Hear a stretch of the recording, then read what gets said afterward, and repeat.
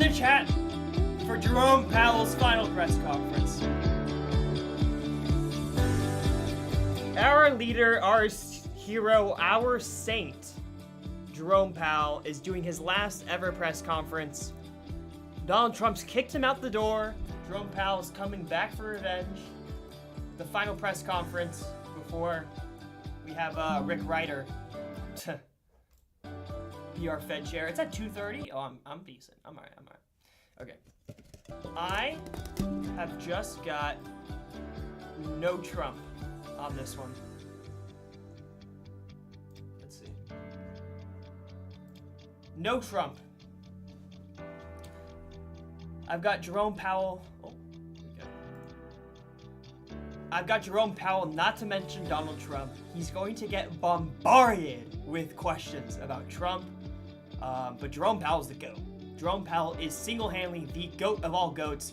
He will not say Trump. He refuses to say Trump. He will say the president. He will say the administration. But he's a GOAT. He doesn't call people out by names, okay? He's impersonal. He's just the president. He's not Trump to him. So we're going heavy on no Trump. It's at a pretty good discount because of the situation that's gone on with the Fed chair and everything. And as well as I'll probably go no projection. Just for the fact that the government was kind of shut down. The government was shut down. So a lot of things that were projected, like job numbers, other stuff, is it won't be available data, if that makes sense. There's not much to lean on. That was the thesis for the last one, and it worked, so I'm going with that. Here we go, but our GOAT Powell is going to be on. Let's go at 48. Let's get 200 shares.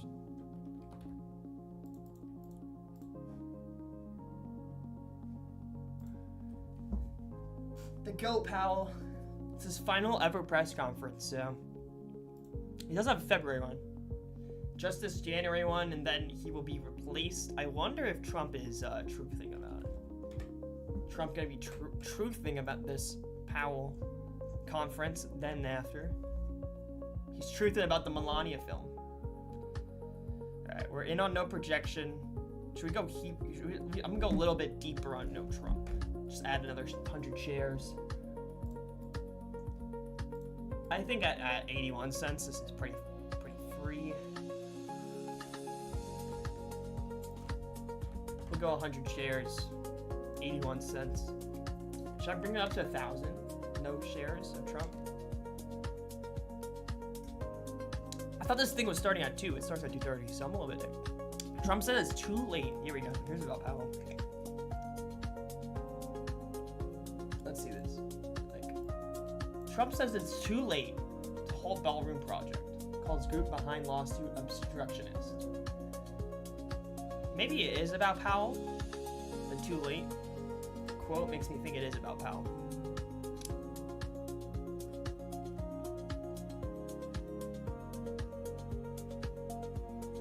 S&P hit 7,000 for the first time.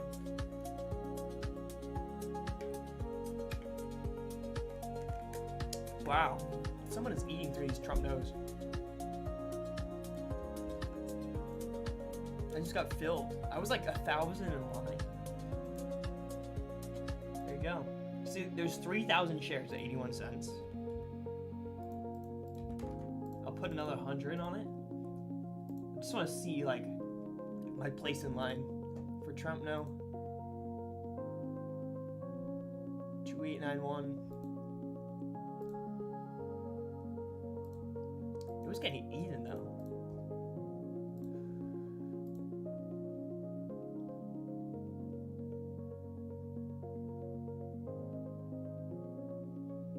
So yeah, someone ate 2,000 shares. Oh, and the penny jumped to 82. It's because I said it was a good buy. That's why.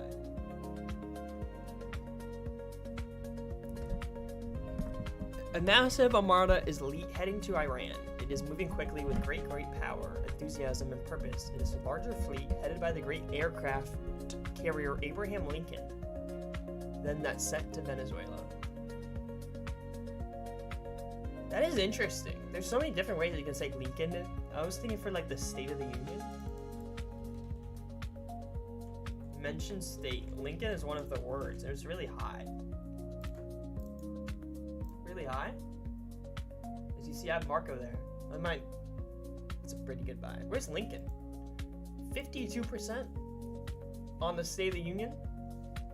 I gotta think of all the type of ways he could say Lincoln, right? Like, you could say Lincoln here. Abraham Lincoln. I don't know.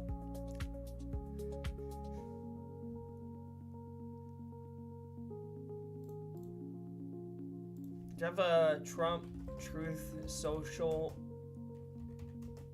search? Roll call?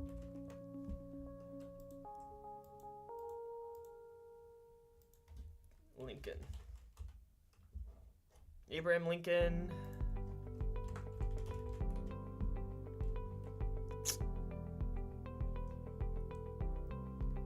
Kevin Lincoln. It's Washington and Lincoln.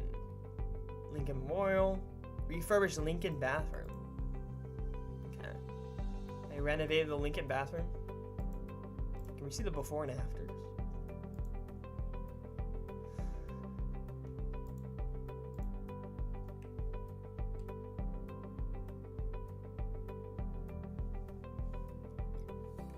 Say Lincoln Alana. Abraham Lincoln. If George Washington and Abraham Lincoln were nominated.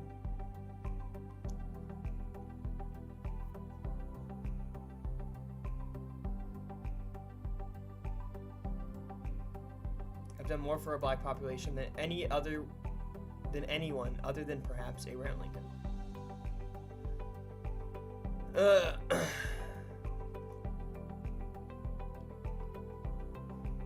What are the locks, Ray? So the locks is on Powell. Powell's doing a press conference. Yeah, I'll tell you the locks. Powell's doing a press conference today. It's his last press conference as Fed chair, which is like he's the head of like the Fed. They decide interest rates. It's a big deal. But he's doing a press conference. It's his final ever press conference before Trump kicks his ass out.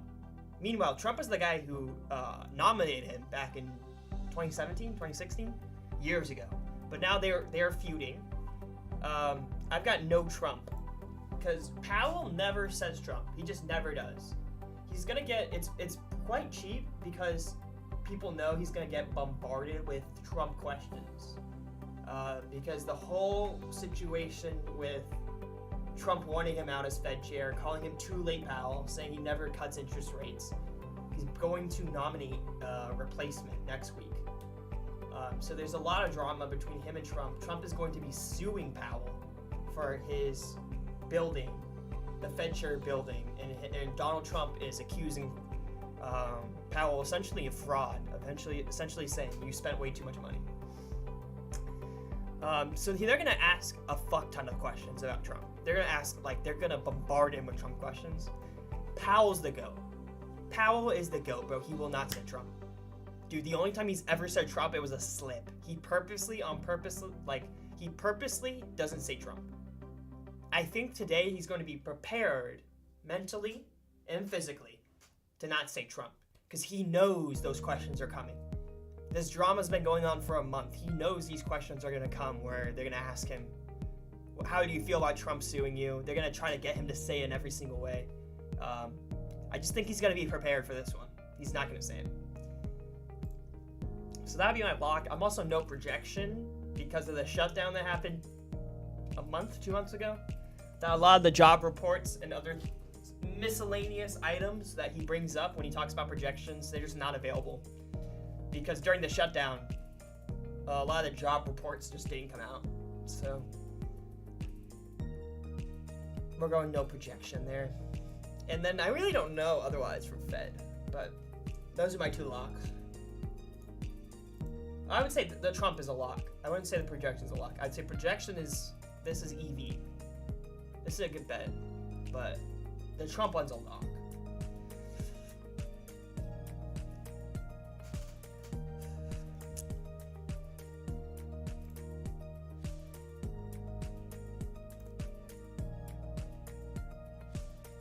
the perverts at the failed Lincoln Project, where I was told who I was told were left-leaning rhinos. But what is he on about?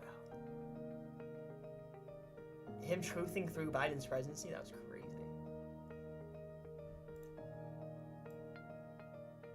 So now I'm looking for like State of the Union. All 25 on him, not saying Trump. Yeah, you'll win like 30. You'll win like $30. Fuck, I just go all in, bro. Ride with me. I think it's a lock. If he says Trump, we'll all be screwed. So it'll be fine.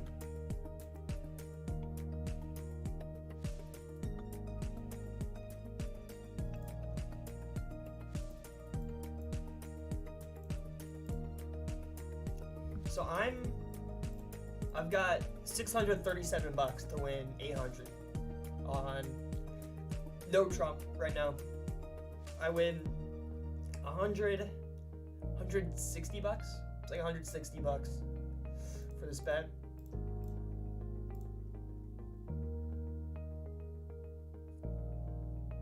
Let's see, what else? Did the Fed release their decision at 2, correct?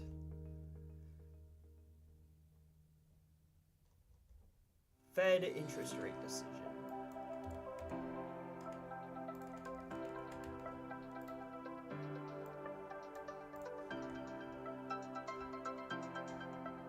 They hold it steady. Held interest rates steady. You know, goddamn Donald Trump's not gonna be happy with that one.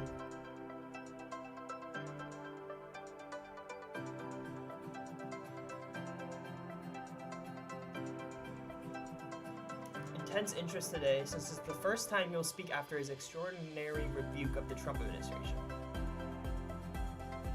I don't even think in that video I don't even think in that video he said Trump. Did Powell not even say Trump in his, like, goated video? Jerome Powell. Trump video?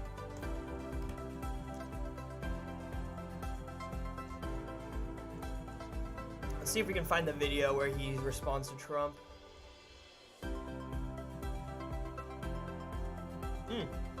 Breaking Trump. Jerome Powell gives his... What is this?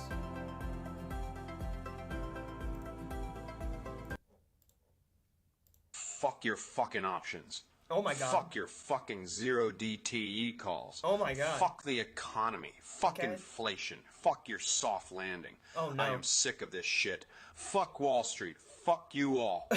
I'm fucking out. It's a crazy press Powell conference. What the hell? Do you have any principles you follow in regards to holding, selling off during your positions? Or primarily on the vibes context of the speech? Yeah, I barely ever sell off, I'll be honest. I do sell off sometimes if it's obviously cooked, but I barely ever sell off. I do like to add live. Live, I'll add something if I really know something, but I also do feel like if I sell something out, after for example, this Trump no, I won't sell out. I won't sell out the Trump no, because that would feel like a dump. Like I would be saying, oh, it's a goodbye yes, and then selling it. So I barely ever sell anything. Now there's some like words and stuff, you can have that exact strategy where you know, okay, I know he doesn't say this at the beginning, so I know I can buy this no cheap and then sell it later. So if I was going to be doing something like that, I would explain that. I would say that.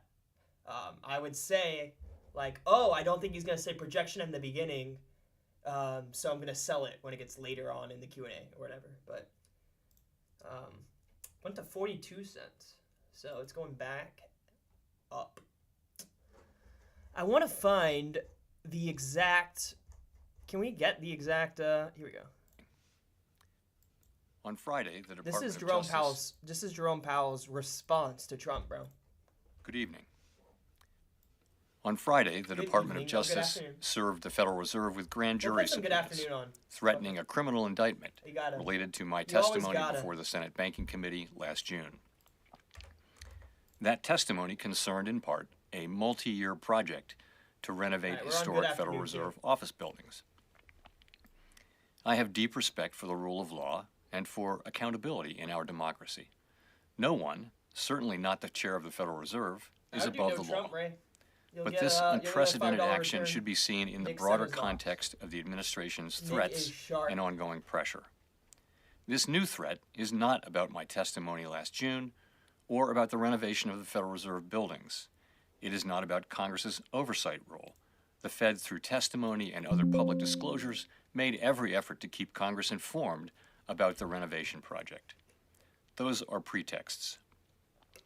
The threat of criminal charges is a consequence of the Federal Reserve setting interest rates based on our best assessment of what will serve the public, rather than following the preferences of the president. All these positions I've got. This is about whether the Fed will be able to continue to set interest rates based on evidence and economic conditions, or whether instead monetary policy will be directed by political pressure or intimidation. Oh my God, bro, Powell's the GOAT. I have served at the Federal Reserve under 4 administrations, Republicans and Democrats alike. In every case, I have carried out my duties without political fear or favor, focused solely on our mandate of price stability and maximum employment. Hell yeah. Public service sometimes requires standing firm in the face of threats. Bang. I will continue to do the job the Senate confirmed me to do, with integrity and a commitment to serving the American people. Holy GOAT. Thank you.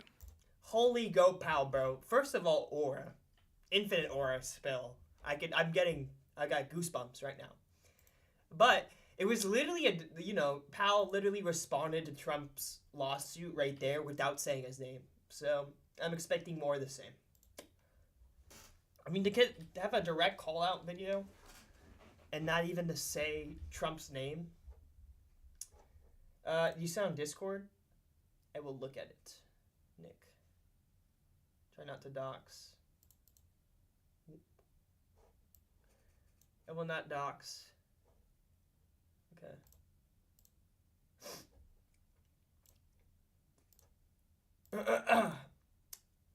Oh, I didn't even know this was a strike. President? Is this one hidden from me because I would have slammed yes? Yeah. Alright, so yeah, yes, President. I would say that's great. That's great. Renovation is great. He's obviously going to get asked those two things. Wait, renovation? Does he call it something different? Other public disclosures made every effort to keep Congress informed. Why is that so low? Why is renovation so low? You got 19 cents? What is it now? Where is it? It's at 22. Does he call that something else? The whole thing's going to be about the renovation of the Fed building. The lawsuit, so. And subpoena. I'm not sure about the subpoena one. I don't know about that one. He was issued a subpoena? I don't know Powell enough to know that one. But I would think President, yes, is a lock. Renovation? Let's see. He already said what he needed to say about it. The renovation or the president? Unless he calls it... Okay, let me see this. Does he call it a different word? On Friday, the Department of Justice served the Federal Reserve with grand jury subpoenas, threatening a criminal indictment related to they haven't replied to the subpoena? My testimony before the Senate Banking Committee last June. That is interesting. That testimony concerned in part a multi-year project I didn't know this. to renovate historic Federal Reserve office buildings. Based on the PDF. I have deep respect for the rule of law and for accountability in our democracy. No one, certainly not the chair of the Federal Reserve, is above the law. For the rule of law, a multi-year project. How does he refer to it here? Criminal indictment related to my testimony before the Senate Banking Committee last June.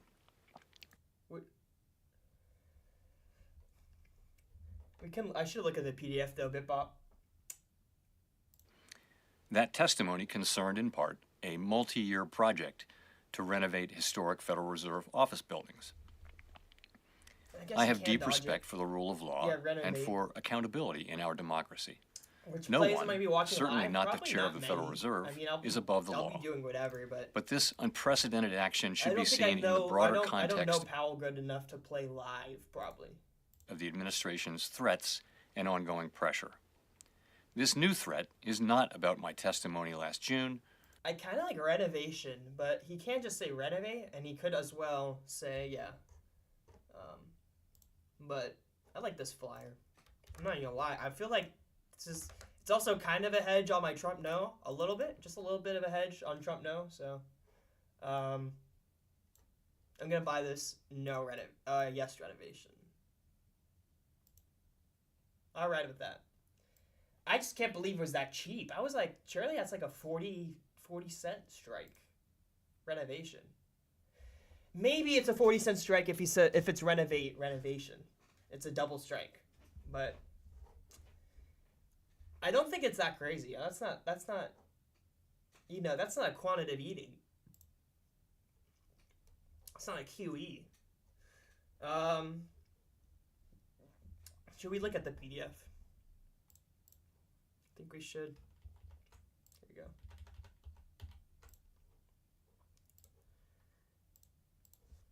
Fed chair PDF decision today.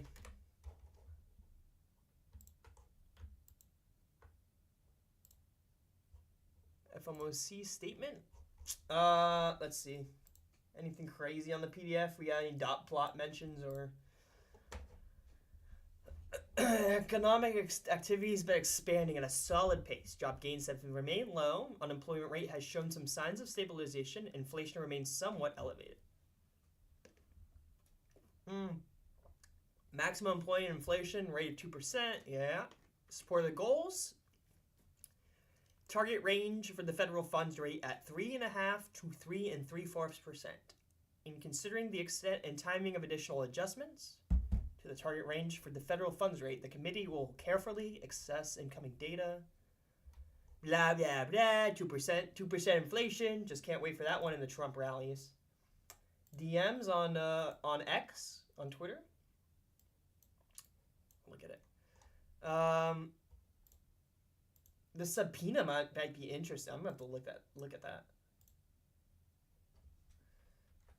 Subpoena, yes. If they didn't answer to it, that is kind of crazy. Definitely a question then.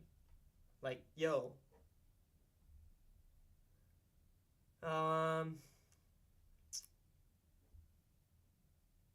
Yeah, this part could be interesting. The committee would be prepared to adjust the state of monetary policy as appropriate if risks emerge that can impede the attainment of the committee's goals.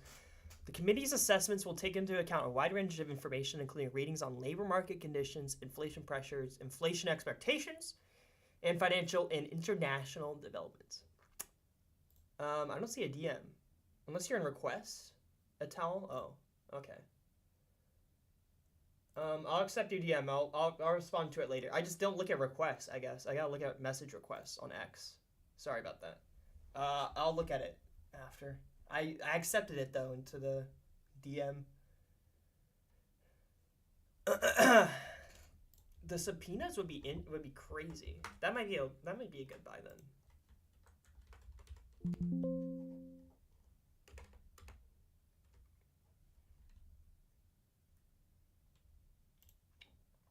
Let me look up Department of Justice, DOJ,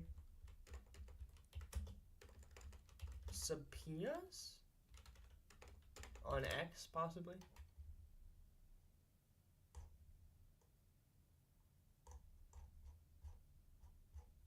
Maybe DOJ isn't the best search term. Okay. Let's go to statement. Did the Federal Reserve react to the subpoenas that the DOJ issued towards them today? At what time is the speech? The speech is in 4 minutes. It's at 2:30. No specific reaction. Unprecedented. Yeah, it's his first one. Holding interest rates.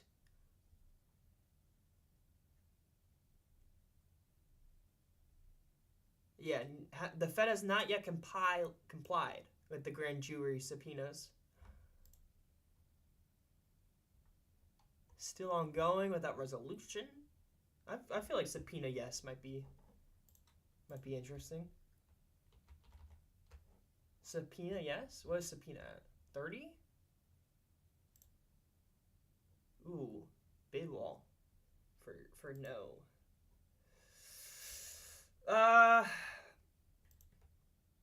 Will Powell say subpoena if he gets asked a question like, "Are you guys? What's your reaction on the subpoena?" You know, he might just he could just say, "Yeah, the video will say it all." But I'll go in for subpoena. Yes. You know me, love me some subpoenas.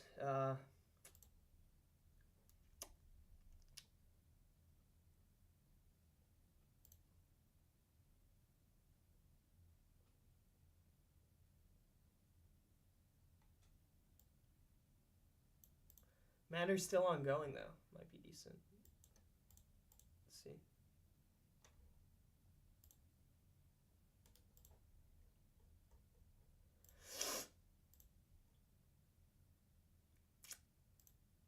Okay, we're gonna get the speech in 2 minutes. So we're writing with yes, subpoena a little bit, just a little bit. I'm not too confident on that one, but no projection. Yes, subpoena. No Trump is the heaviest thing we are in on. And yes, renovation. I kind of like this, but I guess I can't get it at a great price. Exactly. Trump just calls him president. Oh, and president, yes. Wait, I didn't even realize this was a fucking strike, bro. I didn't even realize president was a strike. This shit's a yes. Come on. Someone film me on that. Someone film me on that. I'm waiting. We only got like 2 minutes, so I hope to get filled. I think he's gonna say president though. That was I didn't even know this was a strike though. I would have been on yes, more heavy, but here we'll just we'll keep that up. We'll keep that up. I kind of want to keep up the renovation bid. I'm just gonna go to 22. Fuck it.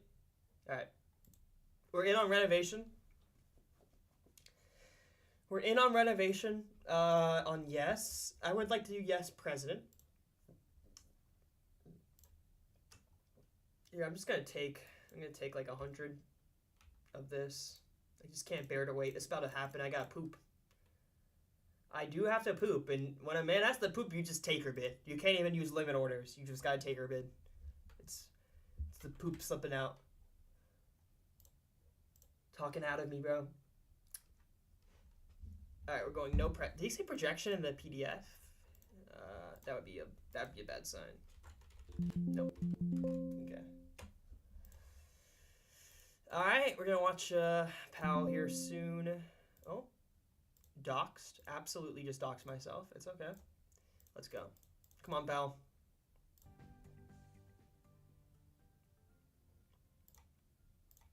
All right, we need a good afternoon.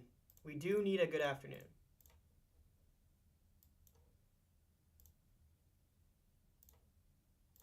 All right, come on, Powell. Hit us with a good afternoon. Come on, come on. Come on. Come on, Powell. Come on, Powell. Good afternoon. Yes!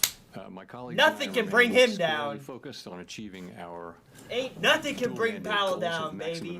Good afternoon. Prices for the benefit of the American people. The U.S. economy expanded at a solid pace last year and is coming into 2026 on a firm footing. While job gains have remained low, the unemployment rate has shown some signs of stabilization, and inflation remains somewhat elevated. This is the exact PDF. In support of our goals, today the Federal Open Market Committee decided to leave our policy rate unchanged. Having lowered our policy rate by 75 basis points over the course of our previous 3 meetings, we see the current stance of monetary policy as appropriate to promote progress toward both our maximum employment and 2% inflation goals. I will have more to say about monetary policy after briefly reviewing economic developments. Available indicators suggest that economic activity has been expanding at a solid pace. Consumer spending has been resilient, and business fixed investment has continued to expand. In contrast, activity in the housing sector has remained weak. The temporary shutdown of the federal government likely weighed on economic activity last quarter, but these effects should be reversed as the reopening boosts growth this quarter. In the labor market, indicators suggest that conditions may be stabilizing after a period of gradual softening. Softening? The unemployment rate was 4.4% in December and has changed little in recent months. Job gains have remained Softening. low. Total non-farm payrolls declined at an average pace of 22,000 per month over the last 3 months. Excluding government employment, private payrolls rose at an average pace of 29,000 per month. A good part of the slowing in the pace of job growth over the past year reflects a decline in the growth of the labor force due to lower immigration and labor force participation, though labor demand has clearly softened as well. Other indicators, including openings, layoffs, hiring, and nominal wage growth, show little change in recent months. Inflation has eased significantly from its highs in mid-2022, but remains somewhat elevated relative to our 2% longer-run goal. Peanut got mocked. Yes. Estimates based on the Consumer Price Index indicate that total PCE prices rose 2.9% over the 12 months ending in December, and that excluding the volatile food and energy categories, core PCE prices rose 3.0%. No projections. That's These good. elevated readings largely reflect inflation in the goods sector, which has been boosted by the effects of tariffs. In contrast, disinflation appears to be continuing in the services sector. Near-term measures of inflation expectations have declined from last year's peaks, as reflected in both market and survey-based measures. Most measures of longer-term expectations remain consistent with our 2% inflation goal. Dude, Trump has dodged down. Our monetary policy actions are guided by our dual mandate to promote maximum employment and stable prices for the American people. At today's meeting, the committee decided to maintain the target range for the federal funds rate at 3.5% to 3.75%. Since last September, we have lowered our policy rate 75 basis points, or 0.75 percentage point, bringing it within a range of plausible estimates of neutral. This normalization of our policy stance should help stabilize the labor market while allowing inflation to resume its downward trend toward 2%, once the effects of tariff increases have passed through. We are well positioned to determine the extent and timing of additional adjustments to our policy rate based on the incoming data, the evolving outlook, and the balance of risks. I would do this. Oh, balance Monetary risk. policy is not on a preset course, He was dodging and that we will one. make our decisions on a meeting-by-meeting basis. To conclude, the Fed has been assigned 2 goals for monetary policy: maximum employment and stable prices. We remain committed to supporting maximum employment, bringing inflation sustainably to our 2% goal, like a Q&A and type of thing. keeping He never was longer-term gonna say this inflation in the beginning. expectations well anchored. Our All right. success in delivering on these goals matters to all Americans. We at the Fed will continue to do our jobs with objectivity, integrity, and a deep commitment to serve the American people. Thank you. I look forward to your questions. I'm just going to buy this here. I think 15 cents. That's like 2... Chris Rugaber at Associated Press. Thank you. I wanted to ask that you attended the Supreme Court hearing last week on the Lisa Cook case, and Treasury Secretary Scott Bessent criticized that as political. Can you say why you attended and what you would say in response to the Secretary's criticism? So let me start with, I don't respond to comments by other officials, whoever they may be. It's just not appropriate to do that. Whoever they may be, you don't respond? Okay, good sign, I would say that that case is perhaps the most important legal case in the Fed's 113-year history. And as I thought about it, I thought it might be hard to explain why I didn't attend. In addition, Paul Volcker went to a Supreme Court case famously in, I guess, 1985 or so. So it's precedented. I love Powell, bro. I thought it was an appropriate thing, and I'm going to miss you, bro. Great. I am going to miss this motherfucker, dude. He is the so, job market. So cool. You mentioned last month that the household survey might be distorted, and you also mentioned the potential for overcounting jobs, which would suggest that we're still in a negative hiring pace. So do you see the drop in the unemployment rate as solid? And what's the basis for saying that things have stabilized? Thank you. So, yeah, really 2 questions. One is, so we're getting through the distortions in the data from the shutdown. However big they were in November, they're smaller in December. So we're getting to a place where they're no longer material. They're still there, but it's a tweak here and there. The reason why we changed the statement, let me pull it out, was simply it used to say that judges that downside risks to employment rose in recent months. So we saw data coming in which suggests some signs of stabilization. I wouldn't go too far with that, but some signs of stabilization. There are also some signs of continued cooling. And so we thought that was no longer an accurate description of the data. In addition, the outlook for economic activity has clearly improved since the last meeting, and that should matter for labor demand and for employment over time. So for those two reasons, we thought we would take that language out of the statement. I did not hear goods inflation. I don't know why that mock. Tim Rose, The Wall Street Journal. Chair Powell, you've generally avoided engaging with political controversies directly, and the video statement on January 11th was a departure. What made this different, and are you concerned it could draw the institution further into political debates?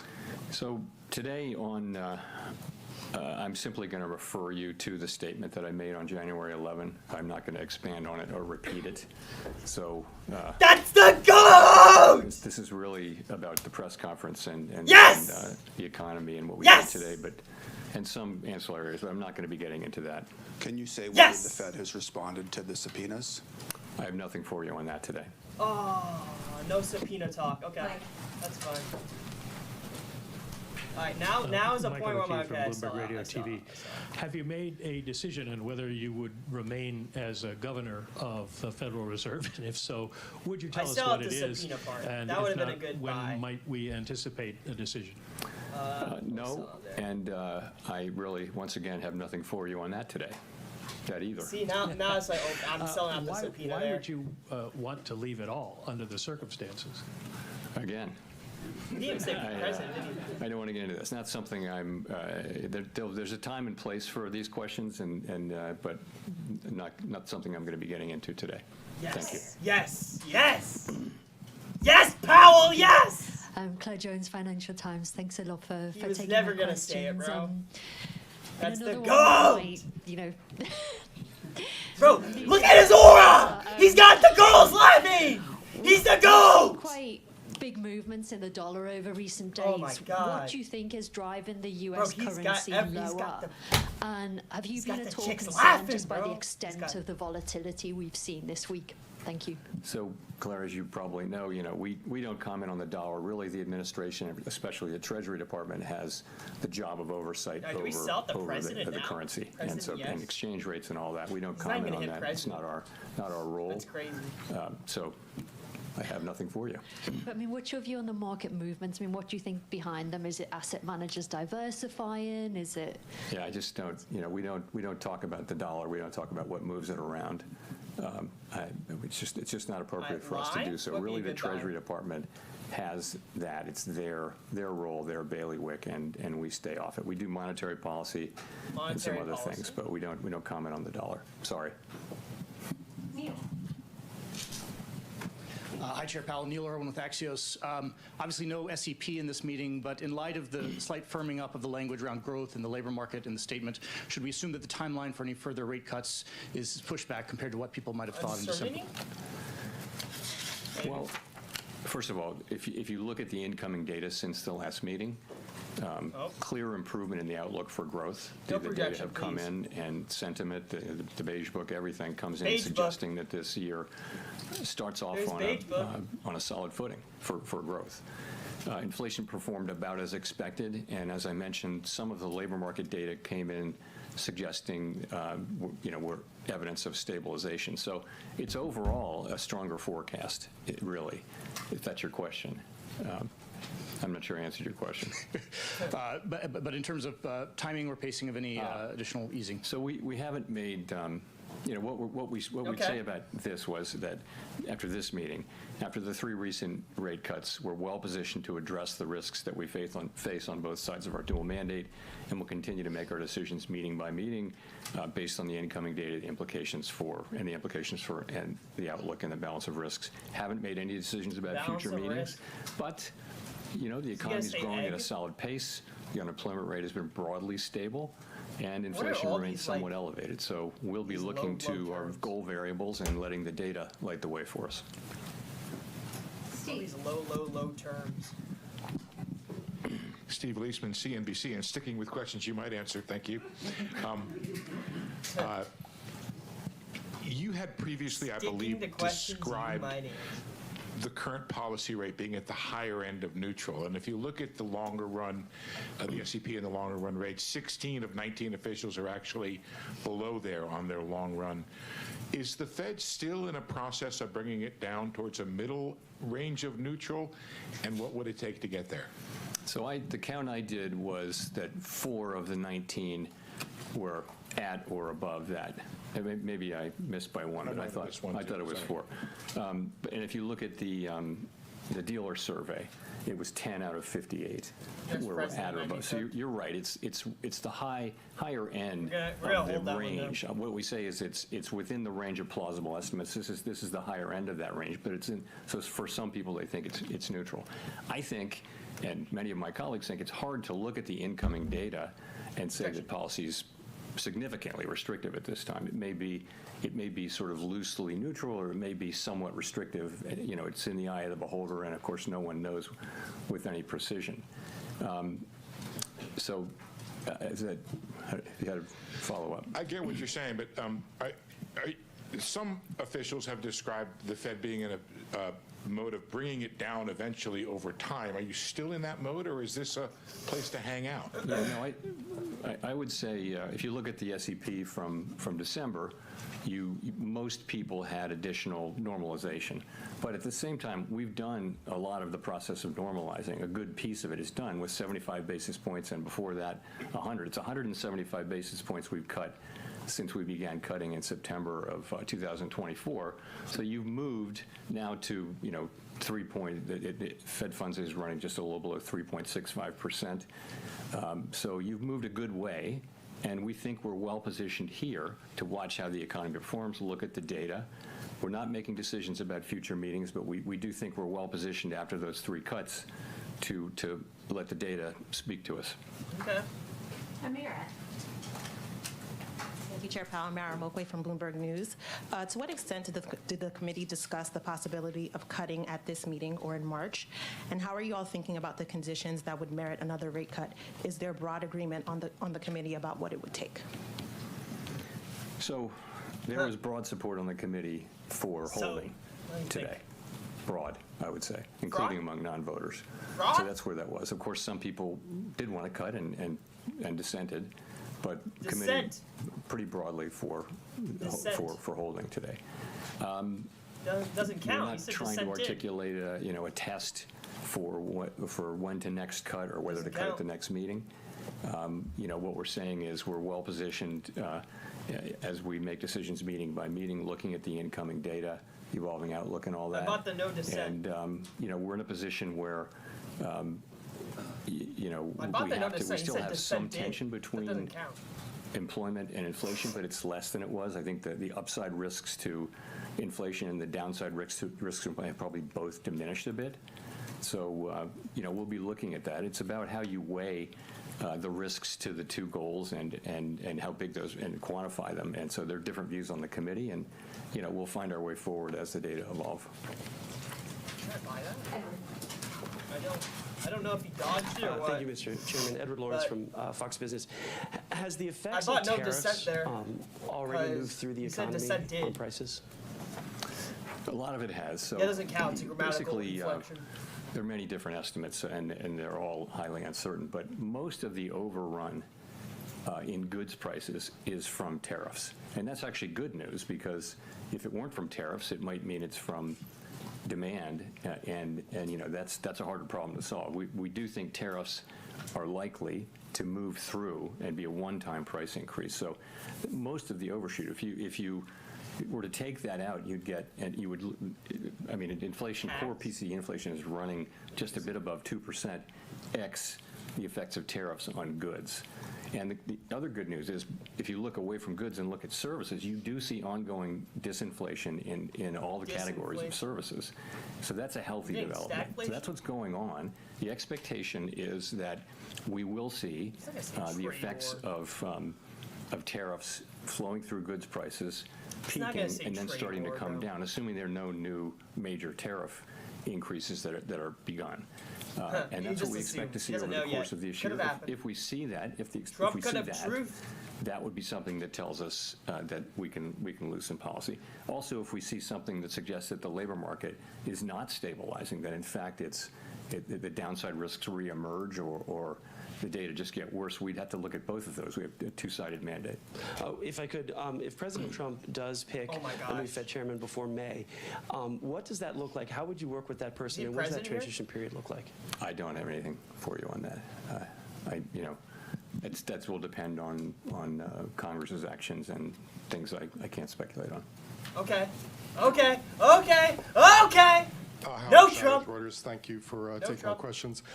Given the changes in the statement and all you've said so far, is it fair to describe risks to both sides of the Band-Aid as roughly balanced right now? And is the next move necessarily down? Pretty safe, Ray. It's safe. I'd say that the upside risks to inflation and the downside risks to employment have diminished. But they still exist, so there's still some tension between the mandates. He does not want to answer these questions. Are they fully in balance? It's like, can we please stick to topic? Hard to say. And we think our policy's in a good place. I've just discussed reasons why we might change our policy, and we'll just have to see how the data lead us. I'm wondering, a minute ago you said you felt expectations were consistent with your mandate, that the 2 and the 10-year break-evens have moved quite notably in the last couple of weeks, I believe. Is there any concern on that front? No projection? Hold? I recently looked at all of the both survey and market-based short-term inflation expectations have come way down. They were in a good place at the beginning of last year. They spiked around Liberation Day, and now they've fully retraced in the last few months. So that's very comforting. And the longer-term inflation expectations have remained in places that are very consistent with 2% inflation over time. So expectations have been solid, and they reflect confidence in the return to 2% inflation. No stagflation. Andrew. Apologies if this is a little bit repetitive, but in the past you've said that the reason you cut rates was that the risk to the labor market was greater than the risk to the inflation side. Is that still true? We haven't made. You're right. We saw the labor market weakening, and we acted, and I think that was the appropriate thing to do. We will always act to address what we see as the economy moving away from our goals. Risks to both of the variables are a little less. I think the upside risk to inflation, again, a little bit less, and the downside risk to employment, a little less. I'd agree. I just would say that. I'm not making a judgment about how, one of them is more at risk than the other. What's the just probability? That the risks to both of them have diminished. Okay, thanks. BIS wrote a paper last summer which concluded that global investors were hedging their dollar exposures in ways that previously they hadn't because of policy uncertainty. Do you agree with BIS? President? We really don't see much at all about that whole story. There's just not a lot of data that suggests that there's much to that. Thanks. Anna Swanson with the New York Times. Can you talk more about what you would need to see in the labor market to conclude it's time to resume easing? Do you need to see further deterioration in the labor market, or would it be enough for inflation to soften? So we'll always be looking at both things. Okay. And so there could be combinations, infinite numbers of combinations that would cause us to want to move. Certainly, a weakening labor market would be an argument for loosening. Nice. But what's happening with inflation? If inflation were at the same time getting worse, you just have a very difficult situation there. So we'll be looking at both. Clearly, a weakening labor market calls for cutting. A stronger labor market says that the rates are in a good place. We'll have to be making similar judgments too on inflation, though. And if inflation does pick back up and the labor market doesn't show further signs of deterioration, is there a chance that you could raise rates rather than simply remaining on hold? What would you need to see to consider hiking? We don't take things off the table, but it isn't anybody's base case right now. Anybody's base case that the next move will be a rate hike. But ultimately we'll do we'll do what we think is the right thing. But that's not where people's expectations are right now. I agree with you, Valdo. I agree. Hi, Victoria Guida with Politico. I wanted to ask, you've talked in the past about concerns about the U.S. fiscal trajectory, and we've seen in the Japanese bond market a lot of turmoil recently, in part due to concerns over their fiscal and long-term economic outlook. So do you worry that the U.S. could at some point find itself in a similar situation to Japan, whether for fiscal or demographic reasons? I agree with you, Valdo. You've seen that U.S. rates have remained they haven't moved a lot. Really for a while, but they haven't moved a lot because of what's been happening in Japan. So it's more of an over time thing. The U.S. federal budget deficit is, uncontroversially on an unsustainable path. The level of debt is not unsustainable. It's very much sustainable, but the path is unsustainable. And the sooner we work on it, the better. But right now we're running a very large deficit at essentially full employment. And so the fiscal picture needs to be addressed, and it's not really being addressed. So that's important. I'm not in any way connecting it to some sort of near-term market event, but ultimately it's something we'll have to deal with. And that in the end game, that's where you wind up, is in some kind of a difficult thing. But that's not where we are. It's not where Japan is either. But it's certainly not where we are right now. Does it reduce the effect of your rate cuts that longer-term rates have overall not really budged that much? I wouldn't say that. The thing is, technically, higher longer-term rates means less accommodative financial conditions. But remember, many things move longer-term rates. It's not mostly what happens on the short end. There can be effects of longer-term rates from our moving our policy around, but it's much more assessments of the fiscal path and fiscal policies and risks and things like that move the 10-year around. You can look back at and find periods where we've been very actively moving the policy rate over the course of a year, and over the course of that year, the 10-year is exactly where it started. So there's not a tight link between 10-year rates and the overnight rate. Elizabeth. Thanks so much, Elizabeth Schulze with ABC News. Republican Senator Tom Tillis, who sits on the Senate Banking Committee, said he will block any Fed nominee, including the chair, until this investigation into you is resolved. Ooh, do you support this move by the senator, and what conversations have you had with the senator? I've got nothing for you on that. What would happen to American households if the Federal Reserve loses its ability to operate independent from politics? So really, the point of independence is not to protect policymakers or anything like that. It just is that every advanced economy democracy in the world has come around to this common practice. It's just an institutional arrangement that has served the people well, and that is to have a separation between to not have direct elected official control of the setting of monetary policy. And the reason is that monetary policy can be used, through an election cycle to affect the economy in a way that will be politically worthwhile. So this isn't, I'm not talking about the U.S. context, this is every advanced economy democracy of any size.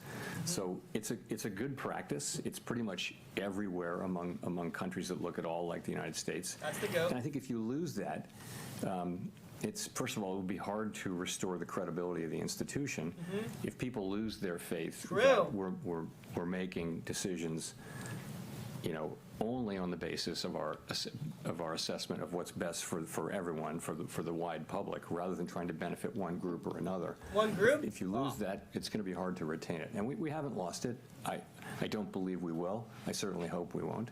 But it's very important, and the reason it's important is that it's enabled central banks generally not to be perfect, but to serve the public well. True! It can maintain that independence at this point. Yes. That's the go, Powell. I'm strongly committed to that, and so are my colleagues. That's the go, Powell. That's the go! My gosh, what a dodge. Archie Hall from The Economist. He even dodged on president. That sort of stabilization of the labour market question, how much do you see the weakening we saw over the past 6 months, year, as a kind of data mirage around immigration and the government shutdown and so on that's now resolved? Got Barron Trump how much have we asking seen a kind of questions real like underlying firming up in the state of the labour market, do you think? Well, part of it is, to your point, part of it just is that labor supply, growth in labor supply has come to essentially a halt from a fairly fast clip of growth over the last couple of years, driven by immigration, and then the halt being driven by a very sudden stop in immigration. So many outcomes were possible with that.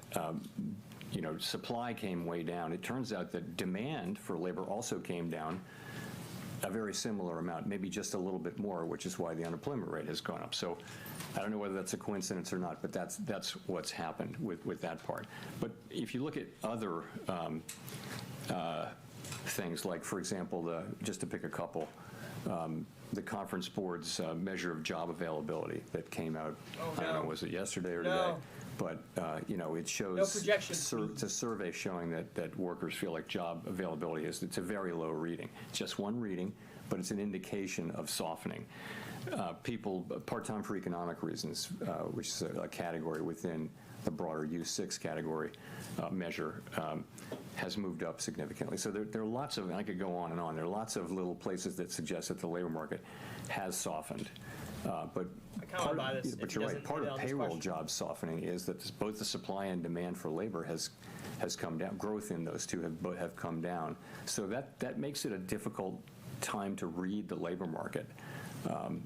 You know, so imagine they both came down a lot to the point where there is no job growth. Is that full employment? In a sense, it is. If demand and supply are in balance, you know, that you could say that's full employment. At the same time, do we really feel like that's a maximum employment economy? You know, it's very challenging and quite unusual situation. Thanks. And one more on growth and the kind of strong growth outlook, your strengthening growth outlook you're now seeing. How much of that is the fiscal stimulus we're seeing from the beautiful bill, the tax cuts, and all of that? So you're seeing it already. You don't have much of the fiscal. I think the outlook, you're right. It's financial conditions, and it's fiscal policy for 26. But you've got strong consumption that's been happening before financial conditions have been supportive, but before the fiscal effects really are shown. So essentially the economy has once again surprised us with its strength, not for the first time. Nice. And, you know, consumer spending, although it's, you know, it's uneven across income categories, but consumer spending overall numbers are good. And we're benefiting from the, you know, from the AI build out of data centers. That's another thing we're benefiting from. But the economy overall, the growth is on a solid footing, it looks like, and it's not just those things. It's just the consumer is filling out, you know, surveys that sound really negative, and then spending. So there's been a disconnect for some time between downbeat surveys and, you know, reasonably good spending data. Consumer confidence, not there. Thanks, Chair Powell. Christine Romans from NBC News. You talked about how consumer spending is uneven. The president calls inflation defeated and solved. The FOMC says it's a somewhat elevated inflation. But you talked about those customer survey or those consumer sentiment surveys and public opinion polls that show that most families say the cost of living is still issue number one. What is the conversation around the table with your colleagues about how wealthier consumers seem to be driving so much of the economy, and why so many families still feel like they just can't make ends meet after 5 years of rising prices? What is that discussion like? So a couple things. One, there's something to it in that we know that higher income households that tend to own real estate and tend to own stocks, you know, securities, and those assets have been going up in value, and you know, increases in wealth do support spending over time. So, and that's clearly a part of the story. We also know that for some time now, for you know, a year or more, we've been hearing from retailers, for example, that serve lower income customers, whether it be food or the big box stores or anything. They're saying the same thing, which is our consumers are looking to economize. They're trading down from brands, and they're buying less, and it's changing their buying habits and that kind of thing. So we're seeing that, and that is a reality of what we're seeing. They're still consuming, but they're feeling it in a different way. I would say more broadly, on affordability, we have a vast network through the reserve banks and also through the Board of Governors where we talk to small and large businesses and households, and so we do hear a lot about affordability, and we take that very seriously, and we take it to heart because our job is one of our jobs is price stability, and so the best thing we can do for people who are feeling that squeeze is to keep inflation under control and, frankly, to finish the job of getting inflation back down to 2%.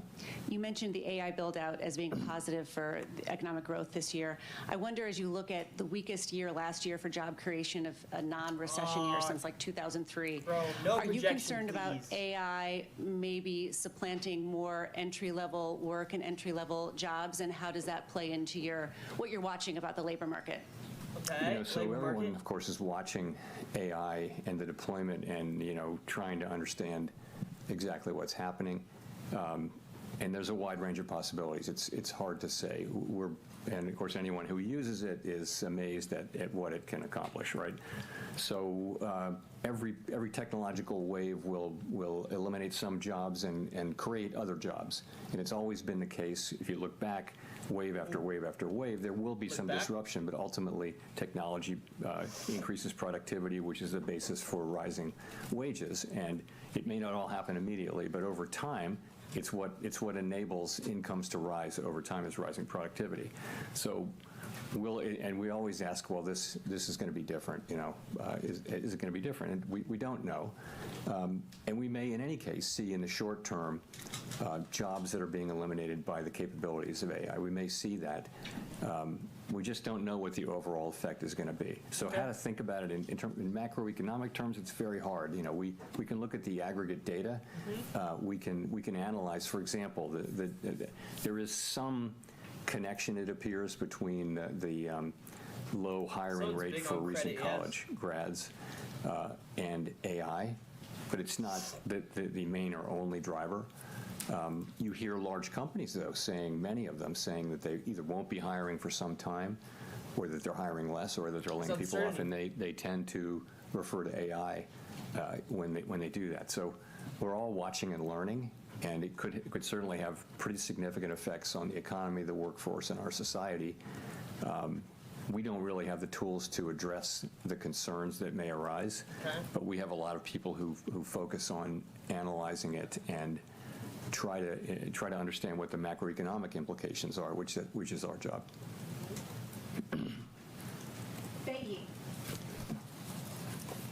Thank you, Chair Powell. Bayi from AFP News Agency. You mentioned earlier that on inflation, the broad expectation was for a one-time price increase and then for inflation to come down. And I was wondering, is your expectation still for inflation to start cooling in the second half of 2026? And if you could elaborate how far we are from target currently. Thank you.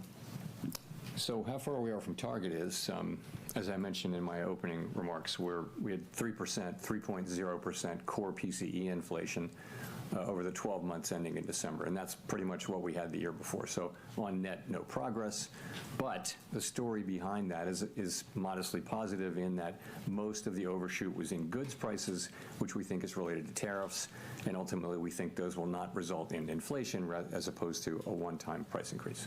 Okay, so he said that's where it is. In terms of, you asked, so no one thinks they will, ex ante understand really clearly precisely when this will happen, but there's an expectation that sometime in the middle quarters of the year we'll see tariff inflation topping out. So what we do is when a tariff is put in place, we track the effect of those tariffs over a 6, 7, 8, 9 month period, and you can see, and then you can see for that tariff how long it takes to reach a place where it's affected the price level, and that's it.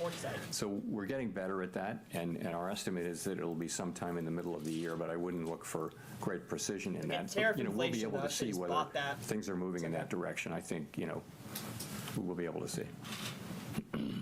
Richard Escobedo. Thanks, Chair Powell. I'm Richard Escobedo with CBS News. I want to look outside the U.S. about what's happening outside our shores and how it impacts the U.S. Canada's Prime Minister said last week that there's been a rupture in the global order, and I wonder how you're thinking about geopolitical risk as it relates to the U.S. economy. So I can't comment on that speech or statement or anything like that. You know, geopolitical risk for us is, a lot of it is around energy, oil. And so far we haven't, you know, for all the turmoil, oil prices have come down, as you know, and so we don't really see much. You know, longer than that, it's trade, and, you know, the trade, the economy, our economy has pulled through pretty well, you'd have to say, given the very significant changes in trade policy. The U.S. economy has pushed right through. Partly that is that the way that what was implemented was significantly less than what was announced at the beginning. In addition, other countries didn't retaliate, and in addition, a good part of it hasn't been passed through to consumers yet. It's being taken by companies that stand between the consumer and the exporter. So that's where that is. Jennifer. Thank you, Chair Powell. Jennifer Schonberger with Yahoo Finance. With third quarter GDP growing at 4.4% and the fourth quarter expected to have a 5 handle on it as to what the Atlanta Fed is predicting, at a time when you had a government shutdown and we thought that was going to shave off some growth, you've also got the fiscal tailwinds you've talked about, big tax refunds coming, potential tariff dividend. How could you cut rates and not spur inflation in that environment? It was available at 20 cents, and now it's too expensive for me to buy. But I feel like, you know, it depends on how fast potential output is growing, right? I'm just asking in principle. I'm not saying this is what's happening, but, you know, there's growth and there's how fast the potential is growing, and at a time of you know, high productivity growth, potential output is rising. So it really matters whether potential output is growing as fast as actual output. And it would matter over time. The numbers you cite were for quarters, and quarterly GDP is, you need to look at 12 months, because quarterly GDP can be very lumpy. You know, GDP was negative in the first quarter last year. So the overall, over the year, the numbers were nothing like that. You know, it was more in the mid-2s for the year. And how do you explain the divide right now between strong economic growth and the job market? Is it productivity that's filling the gap? And is productivity being driven by AI at this point? So there has been, you're right, there has been a divide of solid growth, but what looked like a weakening labor market. And that can be explained by rising productivity. But I would say we do see signs of certainly of the unemployment rate stabilizing. So it may be we're seeing the beginning of the resolution of those two things. Also, as you probably know, the lore is that when GDP and the labor market get into an argument, in the end, the labor market data is more reliable. GDP data is just very hard to collect and understand, but nonetheless, I think we may be seeing that tension resolving a little bit. Too soon to say with any confidence, though.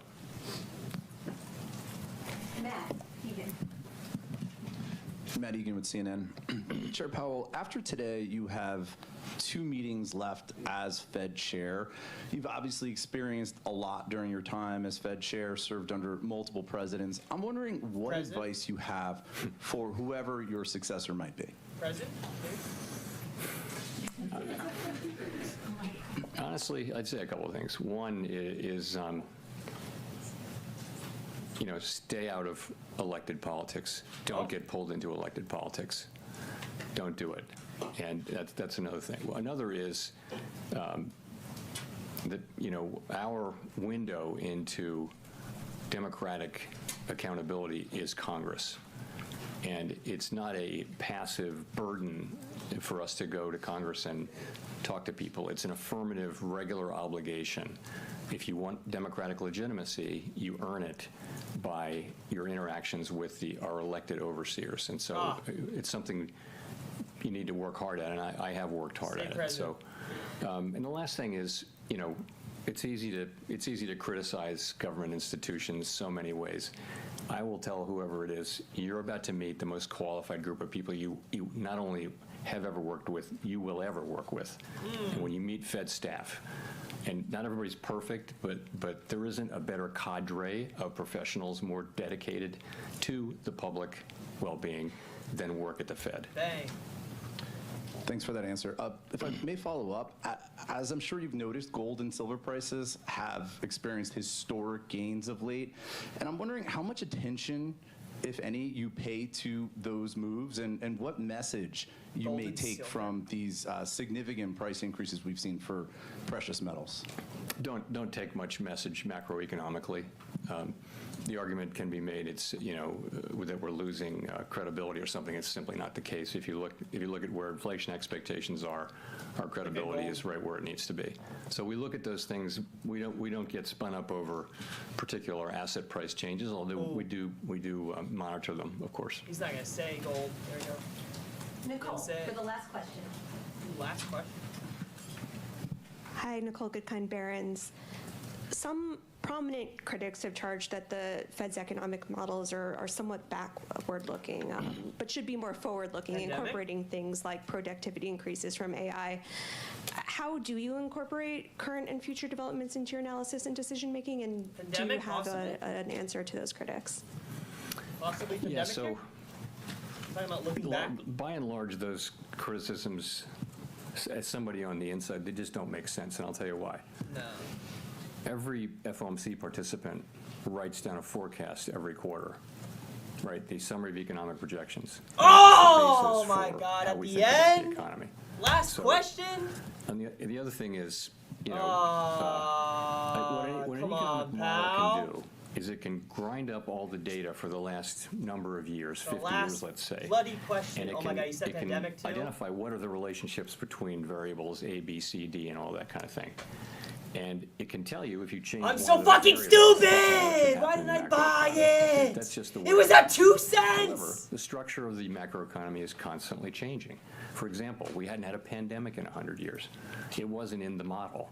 And we knew it from the very beginning. It was not in the model. It was at a 2 trade cents, war of this bro. Scope. We'd never had that in 100 years. And so now there's great uncertainty at different points. Another thing I'll say is, when it comes to, technological developments that raise potential output, sometimes technological renovation, oh my gosh, you hit like happened in the projection at 90s here and like maybe happening now with AI. We're all over that. And, everyone studies those periods and, we're very clear-eyed about the possibility that this higher productivity may persist. And also that it may not. We're not, no one's sitting here unaware of the possibility of higher productivity. We've been talking about it for 3 years. It long predates the current situation. It's been going on for 5 or 6 years. We've had productivity higher. We've been talking about it that whole time.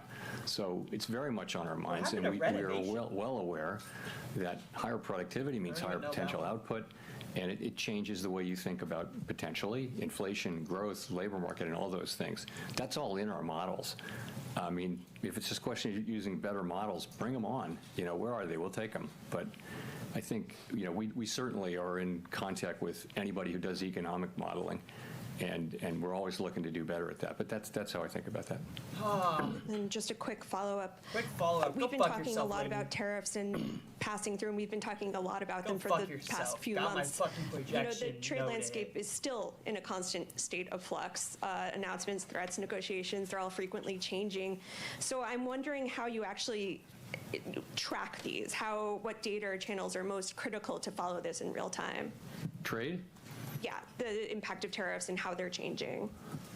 Yeah, I think our staff has done a really nice job on that, and oh my God, he's hit it already. Put it together in real time. So as I mentioned, a tariff gets put in place. You can pretty much track its effects on pricing. Oh my gosh, I'm behind on the stream, and so you build a model up from all of the tariffs. Out there somewhere. At the beginning, it was very much of a forecast. Now it's I would have bought trade war. Every cycle that goes by, it becomes more informed by actual data. 1 cent to 100x. Our forecasts were not far off. What changed was, as I think I said earlier, what changed was what was implemented was smaller than what was announced. In addition, we didn't see retaliation internationally, and I think people did generally expect that because we saw that in the past, and that really mattered too. And then the other thing is that pass-through didn't know how fast that was going to be to consumers, didn't know how much exporters would take, how much companies in the middle would take, and how much the consumer would take. And it turns out it's a lot of companies in the middle who, by the way, are pretty strongly committed to passing the rest of it through, which is one of the reasons why we need to keep our eye on inflation and not declare victory prematurely. Thank you. He must have said renovation, bro, because look at these bids. Thank you very much. Look at these bids. After it's done, he must have said renovation. Look at these bids. He must have said it.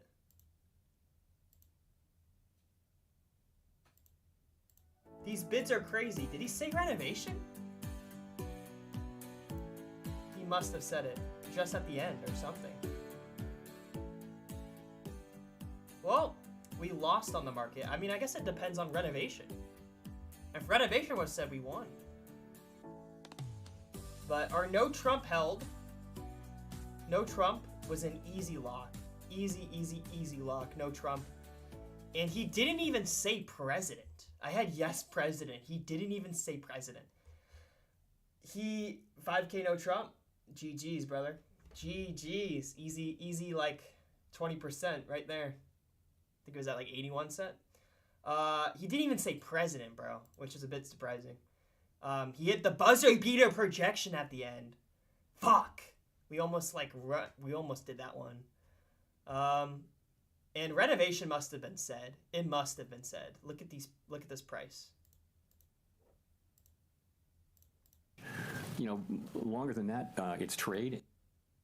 And, you know, the trade... I'm just so mad I didn't buy that 2-cent pandemic, bro.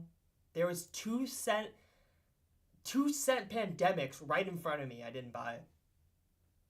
I'm so dumb. I gotta just start buying shit and, like, without even thinking. Because I think too much. I'm like, I don't know. I just gotta click the trigger, man. Projections, that does count. Projections count. He did say projections, that does count. Do you have any principles you follow in regards to holding, selling off during your positions? I don't know if that's a... Yeah. Well, like president, yes, would have been one to sell off, but I usually just hold most of the stuff I have.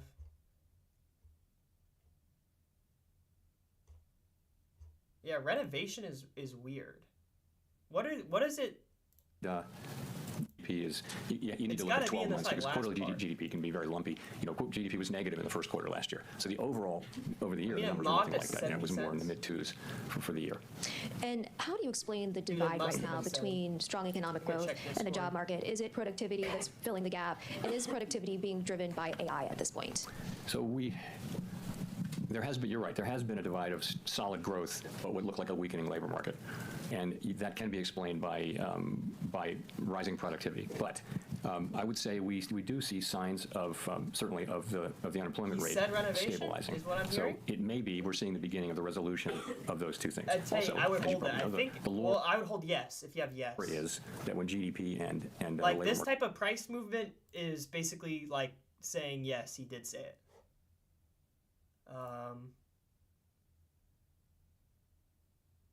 He said some kind of technological renovation revolution.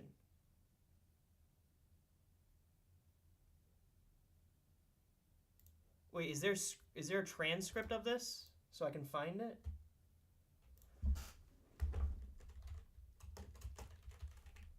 He said,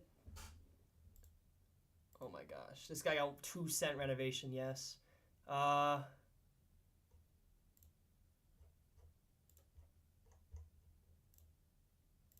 market get into an argument. In the end, the labor market data is more reliable. GDP data is just very hard to collect and understand, but nonetheless, I think we may be seeing that. Well, he said technological yeah, hold your yes.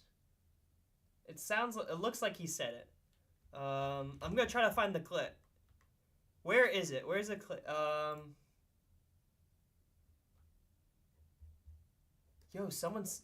But is growing as fast as I don't have the transcript, bro. So the when did he say this? And quarterly GDP is. Oh my god, I gotta ask someone.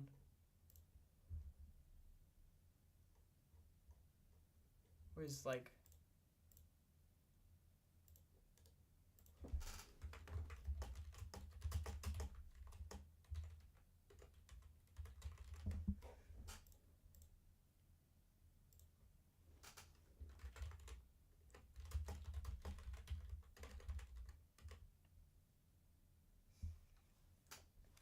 I'm trying to see. I have renovation, yes. I'm trying to see a time set. Apparently he said it to buy more, not at this price. But I can try to find the clip for you. Apparently he said technological renovations, I mean revolutions, is what Powell said.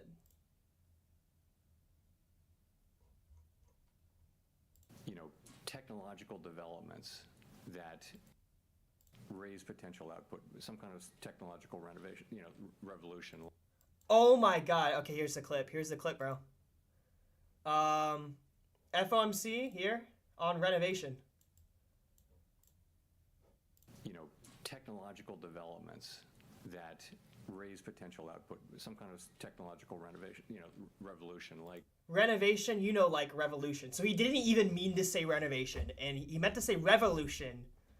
He accidentally says renovation, that still counts. That raise potential output, some kind of technological renovation, you know, revolution. Renovation. I think that's a full word. He gets the end down on renovation. Some kind of technological renovation, you know. That counts. That 1,000,000% counts, bro. That 1,000,000% counts. Come on.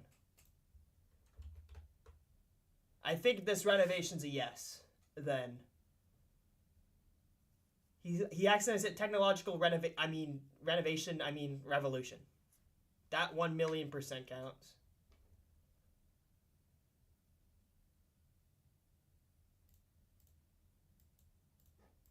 Yeah, I see.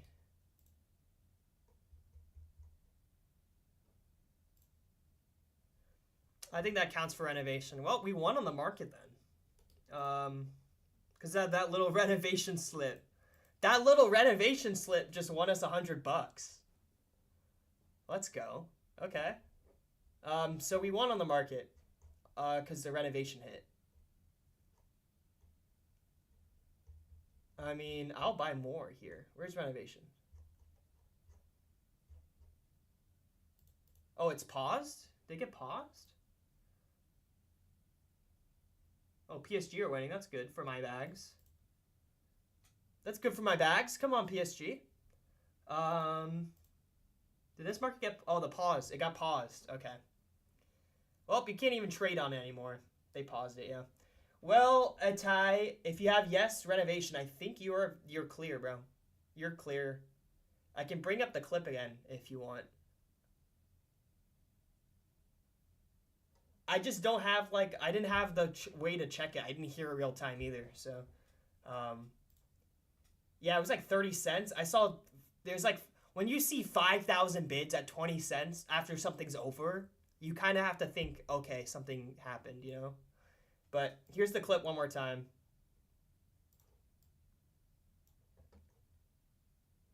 Here we go. The clip one more time of him saying renovation. Yeah, renovation, why save me too, Nick? I had renovation, yes.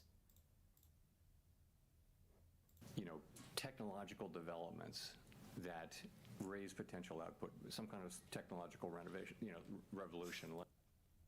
The Jerome Powell misslip saved us. Saved us. Thank you, Jerome Powell, for mixing up your words.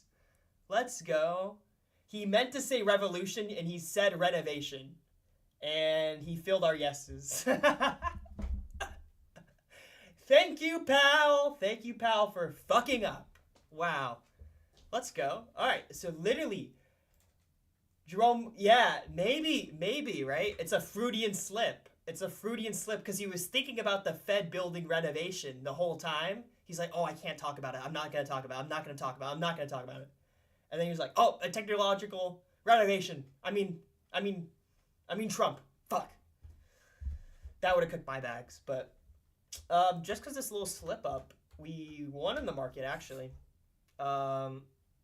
Even though he hit... We would have been way up if he just didn't hit the buzzer beater projections at the end. kind of annoying.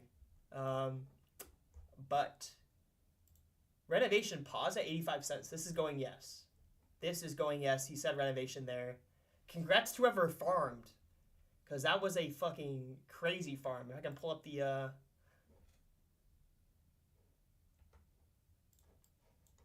I'm gonna find the guy who had 1 cent yeses. Someone was farming 1 cent yeses. Oh my gosh. Bro, stop fucking putting stuff in the Discord. I can't scroll up. Oh my gosh. Stop messaging. Hold on. Who got the 1 cent? I was seeing that earlier.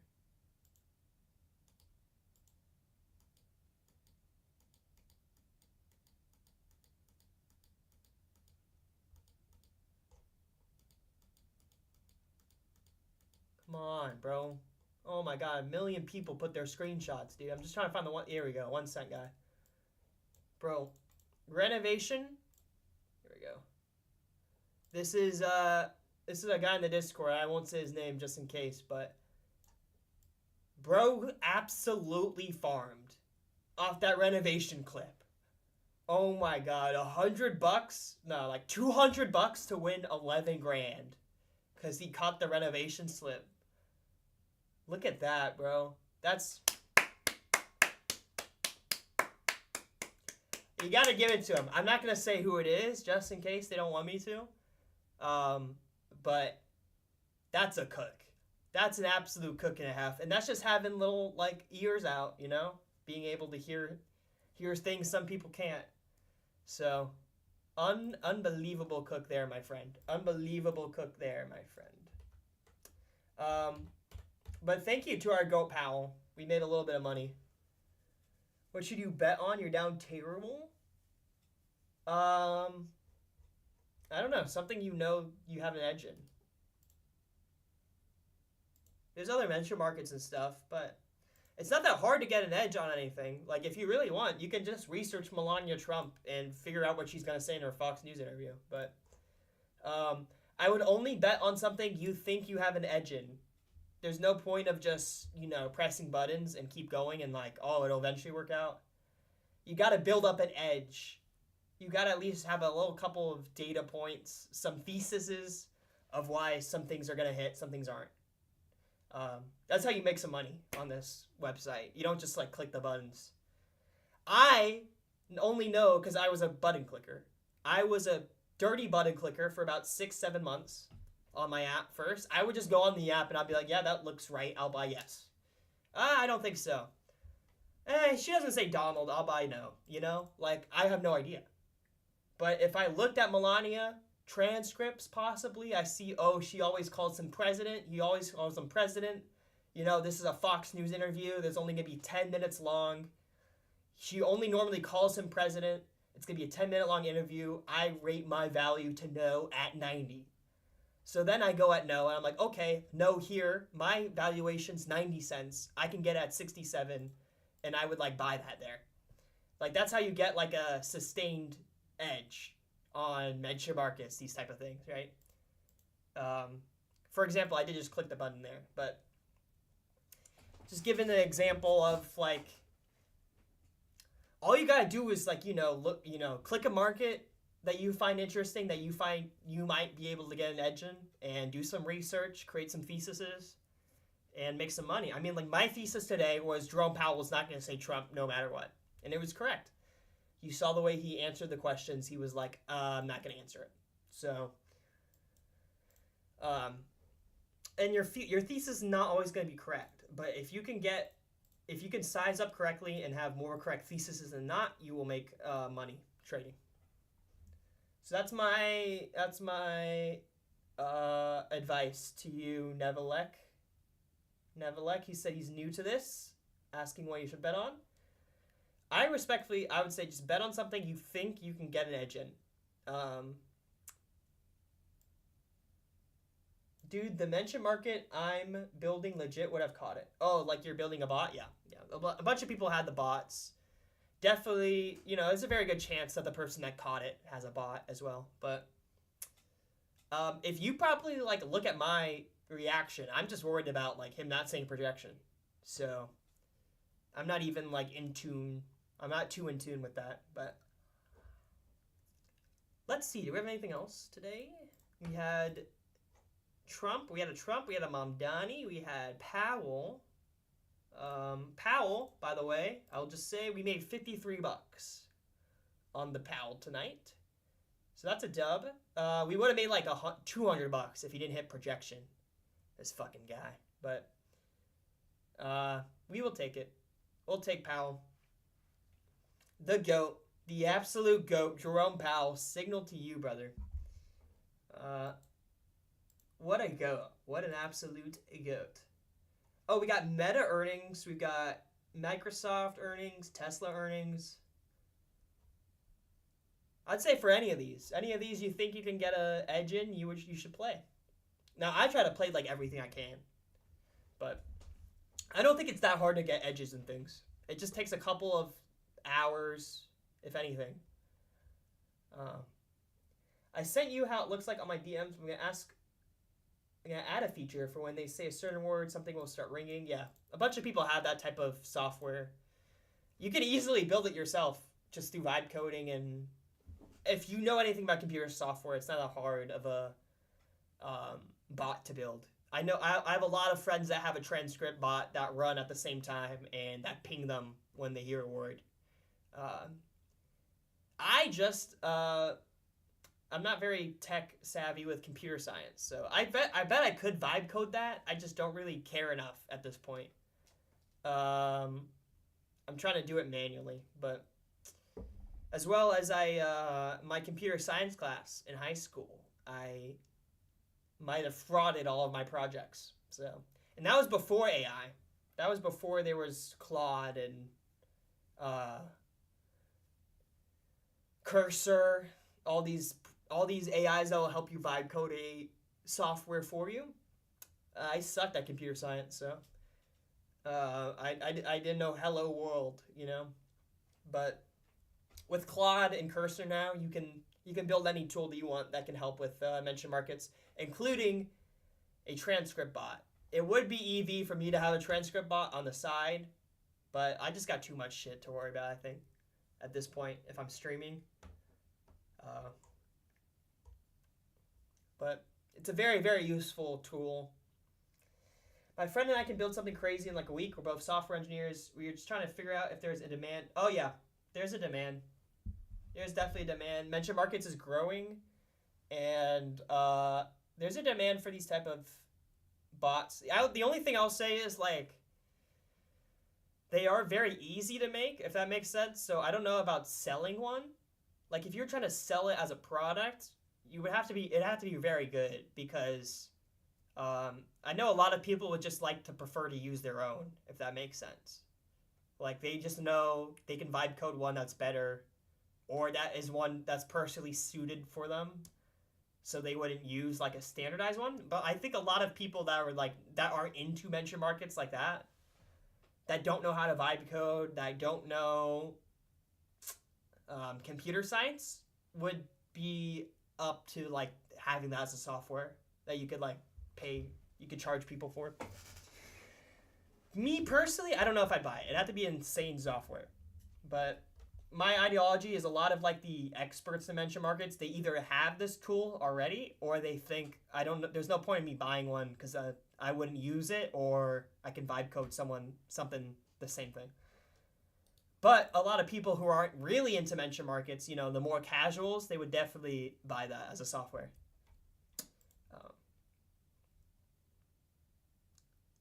For me, the only type of tools I use Mention Metrics, which is a website, lets you look at data of a lot of certain speakers that they have on Kalshi. So this website is paid, but it's also free. It has a freemium version, but it's paid. I may or may not just dox my first name and last name, but it's okay. The speakers, Trump is there. Caro is there. Who do we just do? Powell. Powell's there. You can go through Powell press conferences through the last, years. It's got a bunch of data. That's a tool I use. But other than that, I don't really use many tools. I could build like an API thing, but I kind of don't want to. I feel like if I use an API on stream, it would be less viewer friendly, way less viewer friendly. So I like the Calci page as it is at this point. But if that's it, I'm gonna just head out then.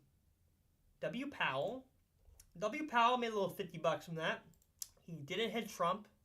That's our GOAT. That's our absolute GOAT, Jerome Powell. I'm not saying Trump. Shit was a lock. I know I said... Let me ask Gemini. Does Jerome Powell have a press conference in February for FOMC chair? I know I said this was his last press conference, but the guy just said you have 2 more. I thought this was our last one.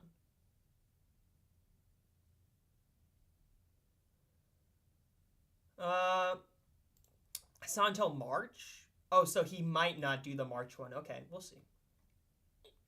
We will see then. But I'll respond to your DM. Yep, take care. Take care, boys. I will, I'll be off. W. Powell, that's our GOAT. That's our GOAT, Powell, man. Prayers to you, bro. I'm happy. I hope you have a good afternoon. You have a good evening. GG's.